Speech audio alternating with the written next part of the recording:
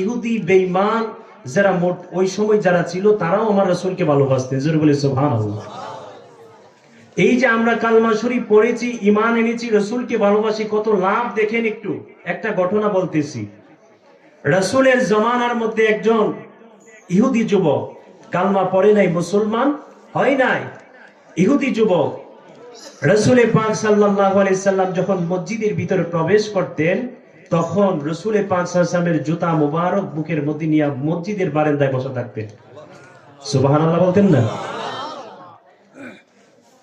মসজিদের বারান্দার মধ্যে রাসূল পাক সাল্লাল্লাহু আলাইহি সাল্লামের জুতা মুবারক নিয়ে বসে থাকতেন। একদিন, দুই দিন, তিন দিন, এরকম প্রত্যেক দিন এইরকম এই আমলটা করতেন। জোরে বলি সুবহানাল্লাহ।